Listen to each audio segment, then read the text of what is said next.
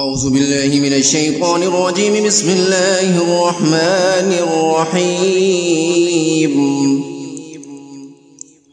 سيقول السفهاء من الناس ما ولاهم عن قبلتهم التي كانوا عليها قل لله المشرق والمغرب يهدي من يشاء إلى صراط مستقيم. وكذلك جعلناكم أمة وسطا لتكونوا شهداء على الناس ويكون الرسول عليكم شهيدا.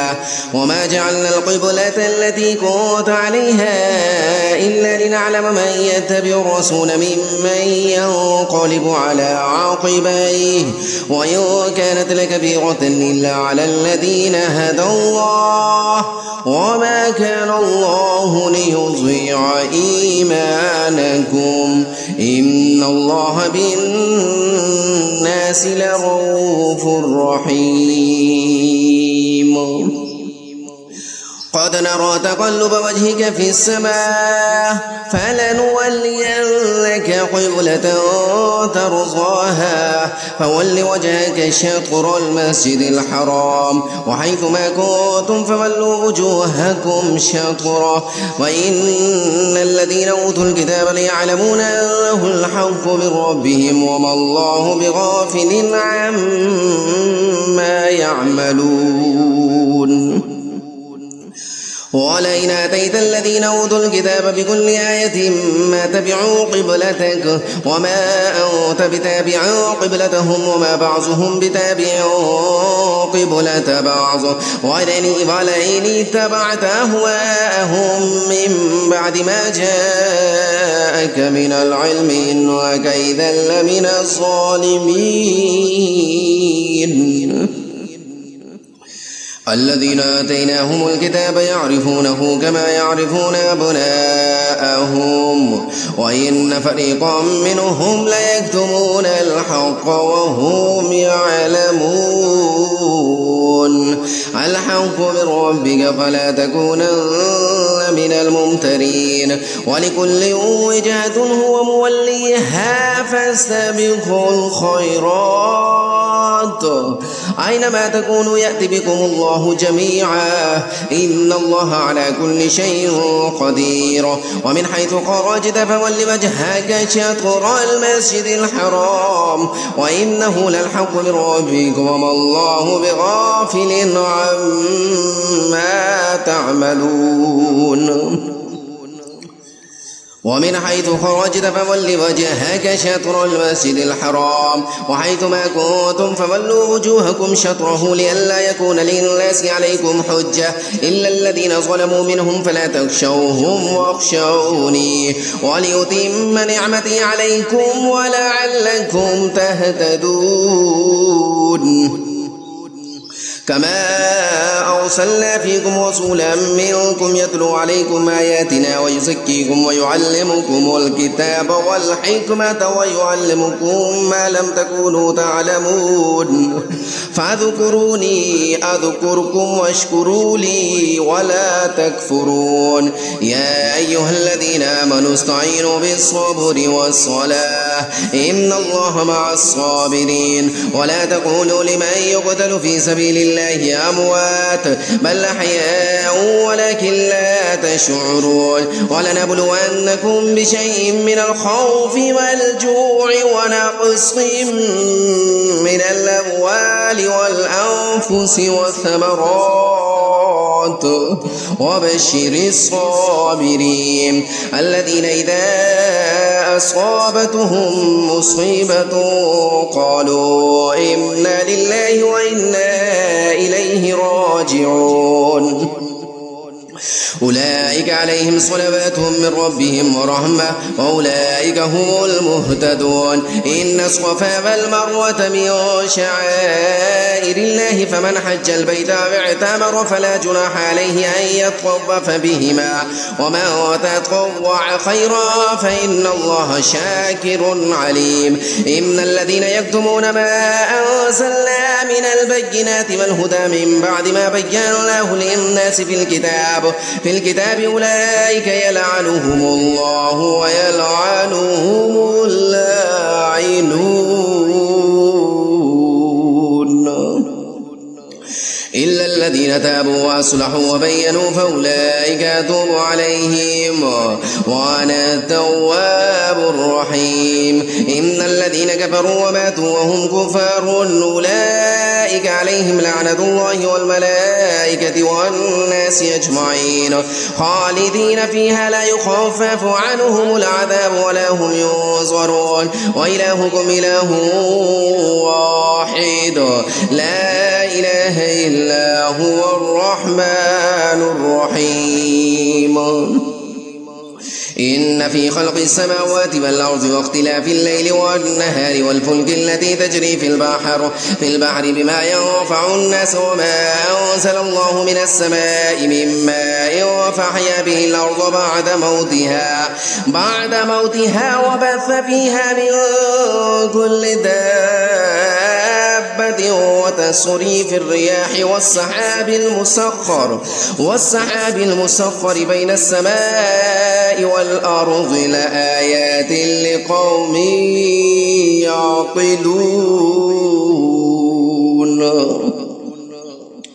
ومن الناس من يتخذ من دون الله أندادا يحبونهم كحب الله والذين آمنوا أشد حبا لله ولو يرى الذين ظلموا إذ يرون العذاب أن القوة لله جميعا وأن الله شديد العذاب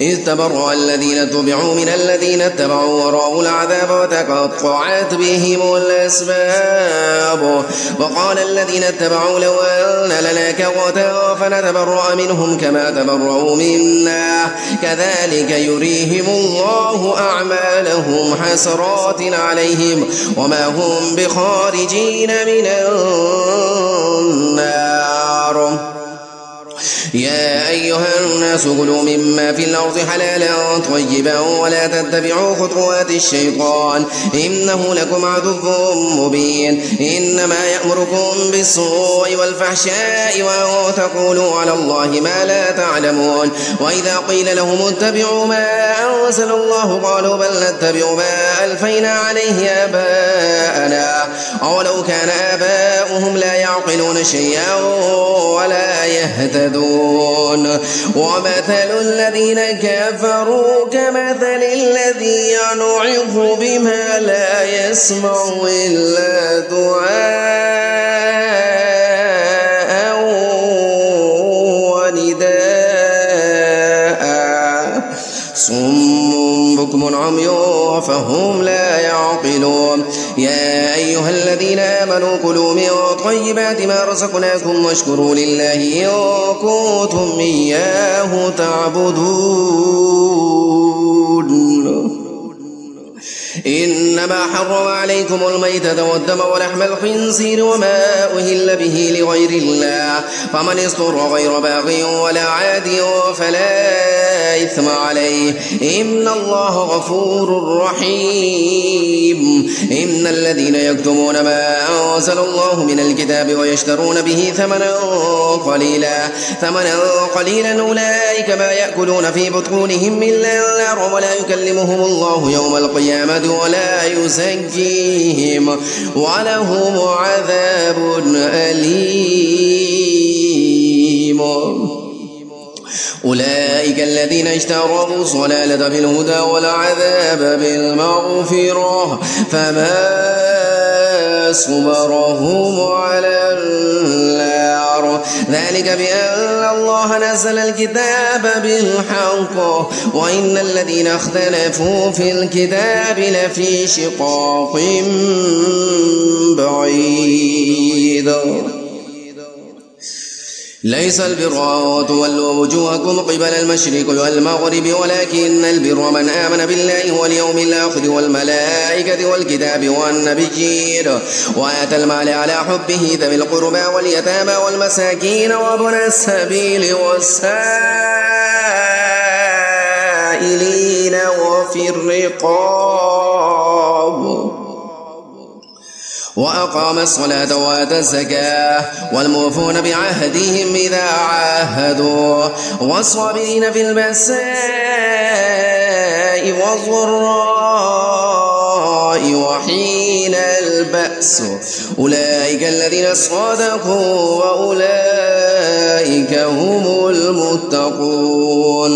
يا أيها الذين آمنوا كتب عليكم القصاص في القتلى الحر بالحر والعبد بالعبد والأنثى بالأنثى فمن عفي له من أخيه شيء فاتباع بالمعروف وأداء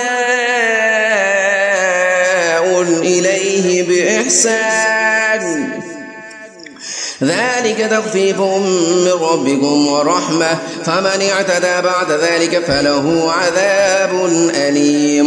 ولكم في القصاص حياة يا أولي الألباب لعلكم تتقون. كتب عليكم إذا حضر أحدكم الموت إن ترك خيرا الوصية للوالدين والأقربين بالمعروف حقا على المتقين فمن بدله بعدما سمعه فإنما إثمه على الذين يبدلونه إن الله سميع عليم.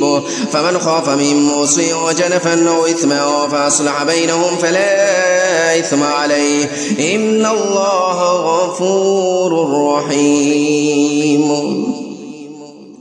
يا أيها الذين آمنوا كتب عليكم الصيام كما كتب على الذين من قبلكم لعلكم تتقون أياما معدودات فمن كان منكم مريضا أو على سفر فعدة من أيام أخر وعلى الذين يطيقونه فدية طعام مسكين فمن تطوع خيرا فهو خير له وأن تصوموا خير لكم إن كنتم تعلمون.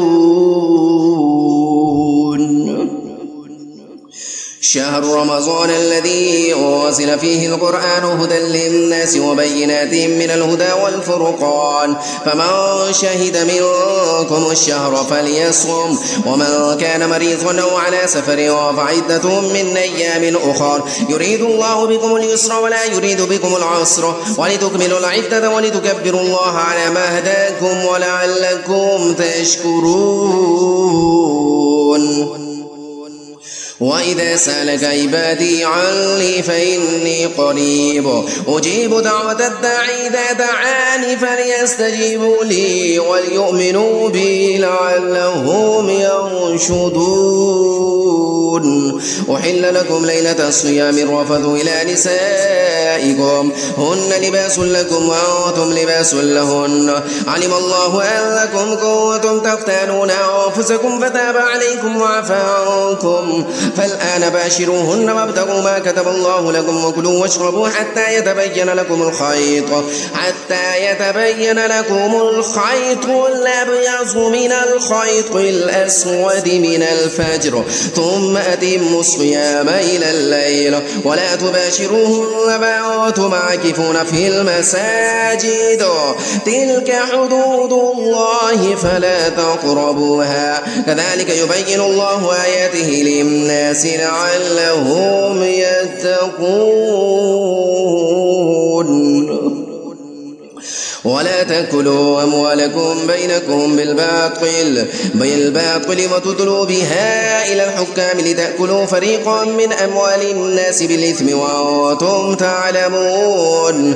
يسألونك عن الأهلة قل هي مواقيت للناس والحج وليس البر بأن تأتوا البيوت من ظهورها ولكن البر من اتقى وأتوا البيوت من أبوابها واتقوا الله لعلكم تفلحون.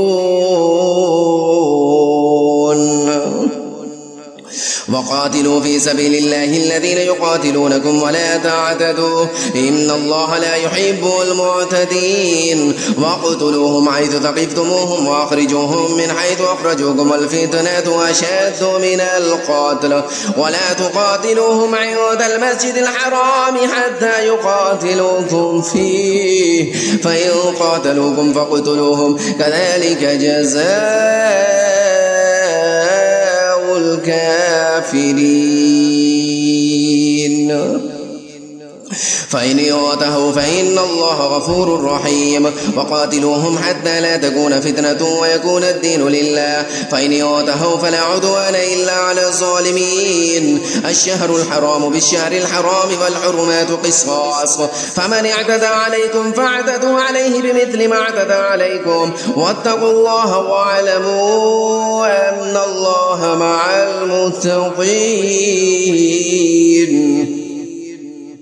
وأنفقوا في سبيل الله ولا تلقوا بأيديكم إلى التهلكة وأحسنوا إن الله يحب المحسنين. وأتموا الحج والعمرة لله، فإن أحصرتم فما استيسر من الهدي، ولا تحلقوا رؤوسكم حتى يبلغ الهدي محله، فمن كان منكم مريضا أو به أذى من رأسه ففدية من صيام أو صدقة أو نسك.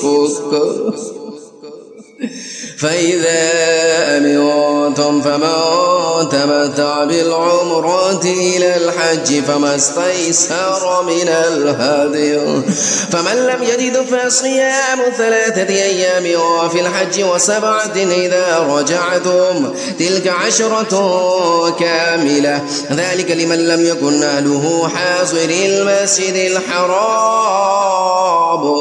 واتقوا الله واعلموا أن الله شديد العقاب.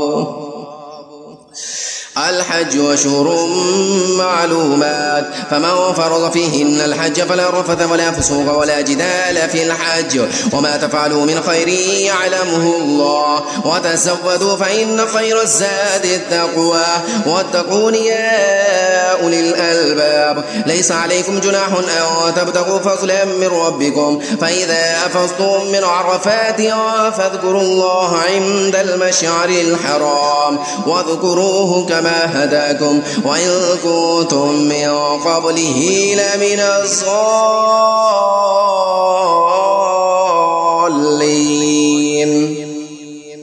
ثم أفيضوا من حيث أفاض الناس واستغفروا الله إن الله غفور رحيم. فإذا قضيتم مناسككم فاذكروا الله كذكركم آباءكم وشد ذكرا. فمن الناس من يقول ربنا آتنا في الدنيا وما له في الآخرة من خلاق، ومنهم من يقول ربنا آتنا في الدنيا حسنة وفي الآخرة حسنة وقنا عذاب النار.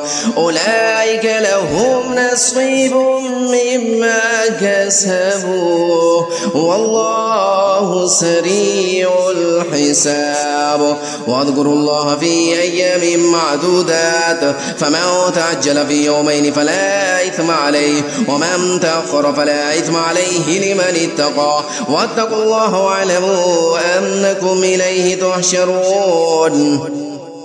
ومن الناس من يعجب قوله في الحياة الدنيا ويشهد الله على ما في قلبه وهو ألد الخصام، وإذا تولى سعى في الأرض ليفسد فيها ويهلك الحرث والنسل والله لا يحب الفساد.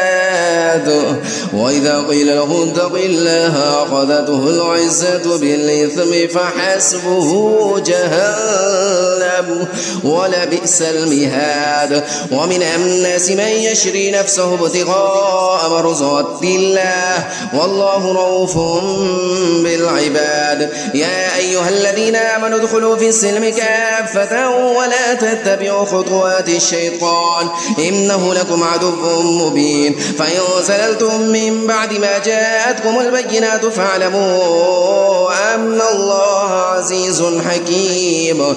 هل ينظرون إلا أن يأتيهم الله في ظلل من الغمام والملائكة وقضي الأمر وإلى الله ترجع الأمور. سل بني إسرائيل كم آتيناهم من آية بينة ومن يبدل نعمة الله من بعد ما جاءته جاءته فإن الله شديد العقاب. زين للذين كفروا الحياة الدنيا ويسخرون من الذين آمنوا والذين اتقوا فوقهم يوم القيامة والله يرزق من يشاء بغير حساب. كان الناس أمة واحدة فبعث الله النبيين مبشرين ومنذرين وأنزل معهم الكتاب بالحق ليحكم بين الناس فيما اختلفوا فيه وما اختلف فيه إلا الذين أوتوه من بعد ما جاءتهم البينات بغيا بينهم فهدى الله الذين آمنوا لما اختلفوا فيه من الحق بإذنه والله يهدي من يشاء إلى صراط مستقيم. أم حسبتم أن تدخلوا الجنة ولما يأتكم مثل الذين خلوا من قبلكم مستهم البأساء والضراء وزلزلوا حتى يقول الرسول والذين آمنوا معه متى نصر الله ألا إن نصر الله قريب.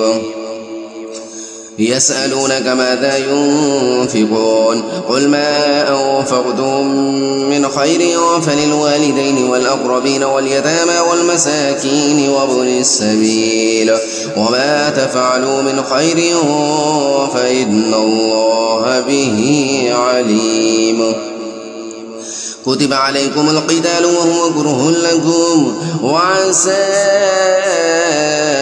أن تكرهوا شيئا وهو خير لكم وعسى أن تحبوا شيئا وهو شر لكم والله يعلم وأنتم لا تعلمون.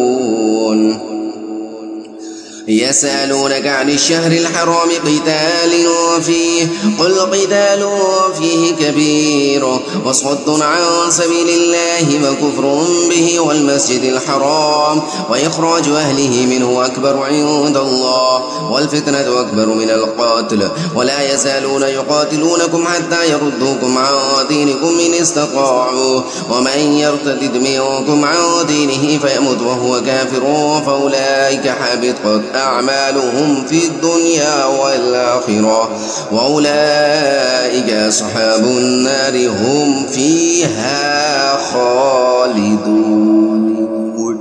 إن الذين آمنوا والذين هاجروا وجاهدوا في سبيل الله أولئك يرجون رحمة الله والله غفور رحيم. يسألونك عن الخمر والميسر قل فيهما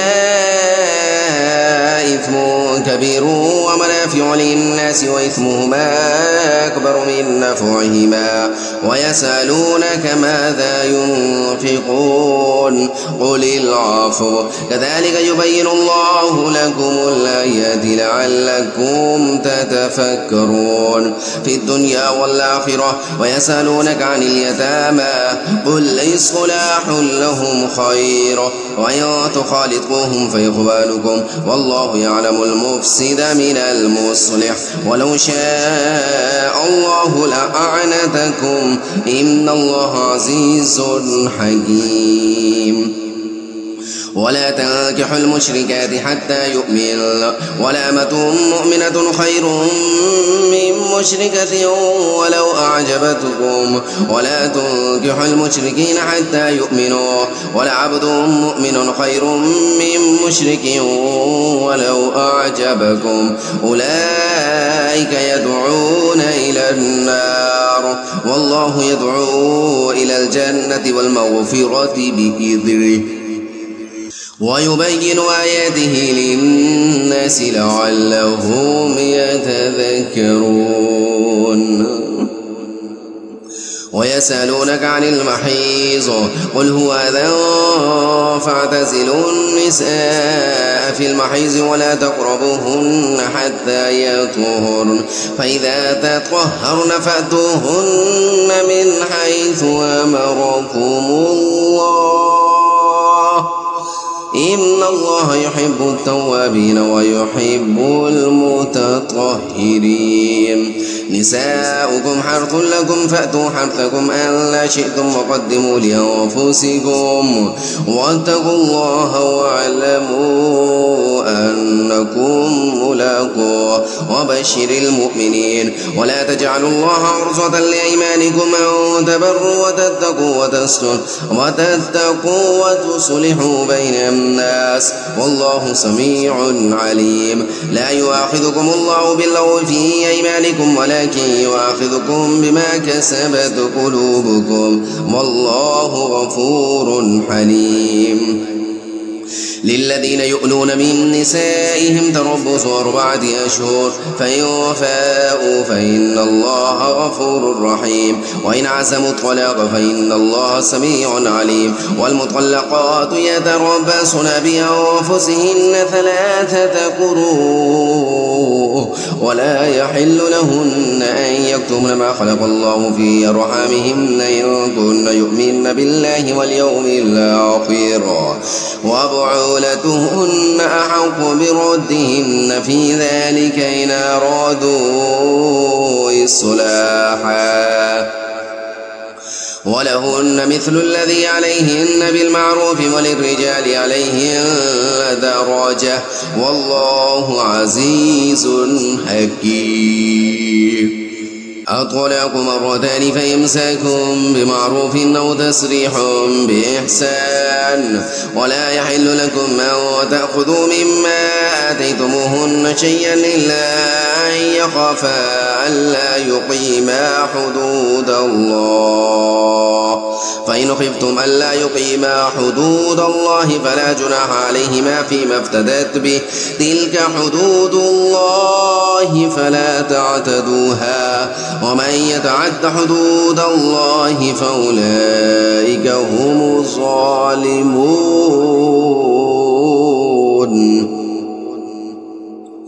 فإن طلقها فلا تحل له من بعد حتى تنكح زوجا غيره فإن طلقها فلا جناح عليهما أن يتراجعا إن ظنا أن يقيما حدود الله وتلك حدود الله يبينها لقوم يعلمون وإذا طلقتم النساء فبلغن أجلهن فامسكوهن بمعروف أو سرحوهن بمعروف ولا تمسكوهن ضرارا لتعتدوا ومن يفعل ذلك فقد ظلم نفسه ولا تتخذوا آيات الله هزوا واذكروا نعمة الله عليكم وما أنزل عليكم من الكتاب والحكمة يعظكم به واتقوا الله واعلموا أن الله بكل شيء عليم وإذا طلقتم النساء فبلغن أجلهن فلا تعزلوهن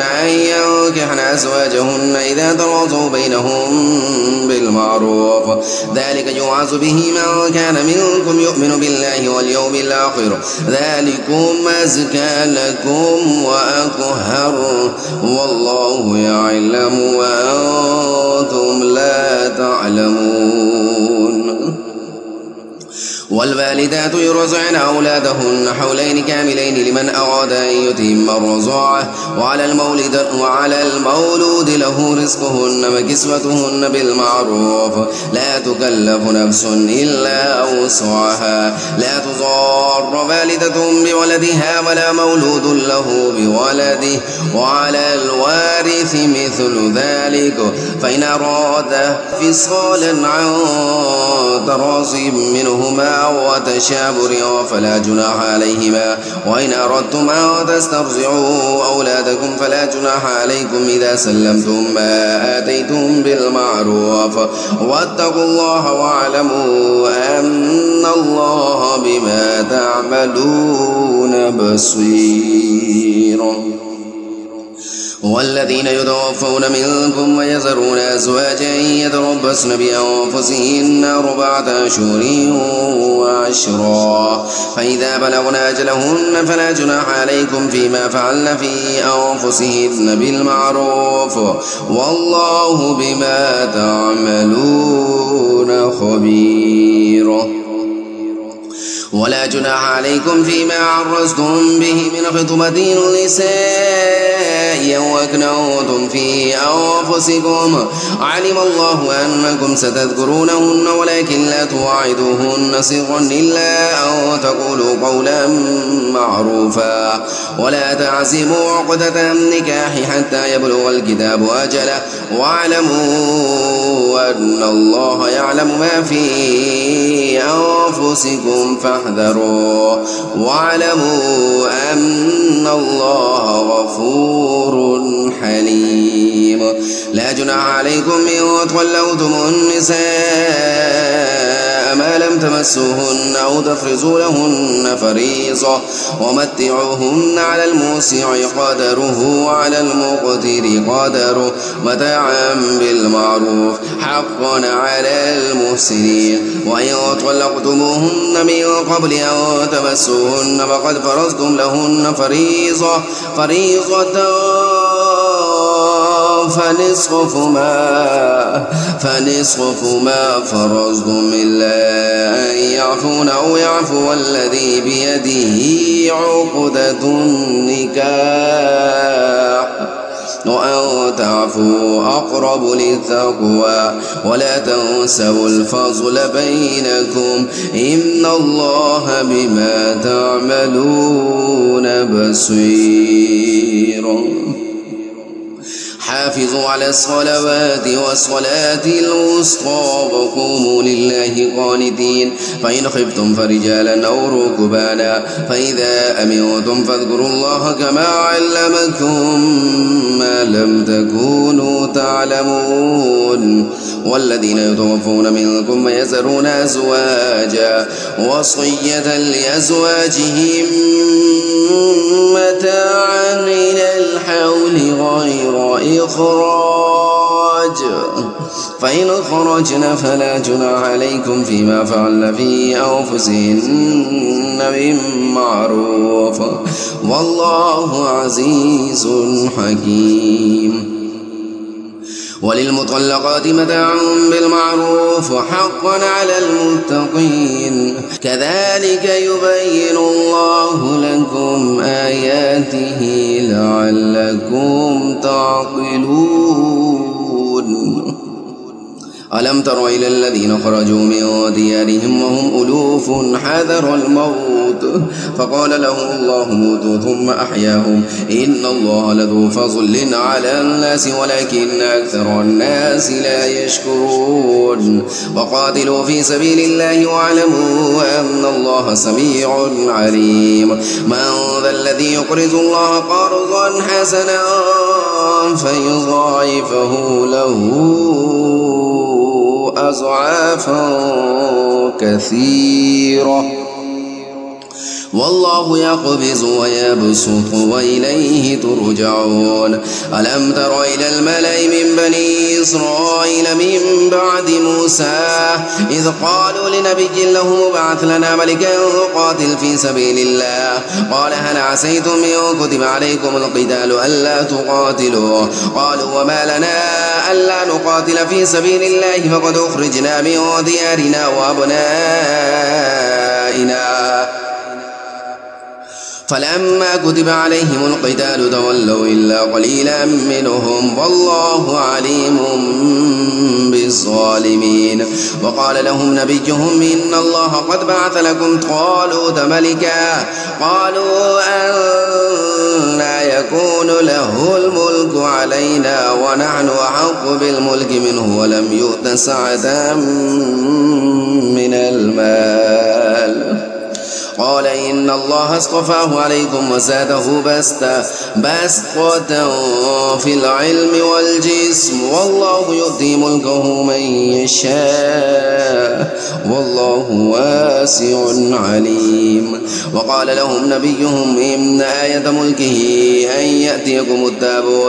يأتيكم التابوت فيه سكينة من ربكم وبقية مما ترك آل موسى وآل هارون تحمله الملائكة إن في ذلك لآية لكم إن كنتم مؤمنين.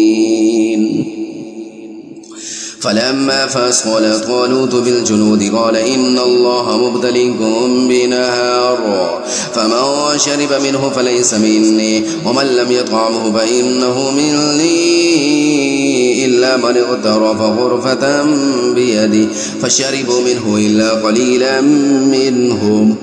فلما جاوزه هو والذين آمنوا معه قالوا لا طاقة لنا اليوم بجالوت وجنوده قال الذين يظنون أنهم ملاقو الله كم من فئة قليلة غلبت فئة كثيرة بإذن الله والله مع الصابرين. ولما برزوا لجالوت وجنوده قالوا ربنا أفرغ علينا صبرا وثبت أقدامنا وانصرنا على القوم الكافرين فهزموهم بإذن الله. وقاتل داود جالوت وآتاه الله الملك والحكمة وعلمه مما يشاء ولولا دفع الله الناس بعضهم ببعض إلا فسدت الأرض ولكن الله ذو فضل على العالمين. تلك آيات الله نتلوها عليك بالحق وإنك لمن المرسلين.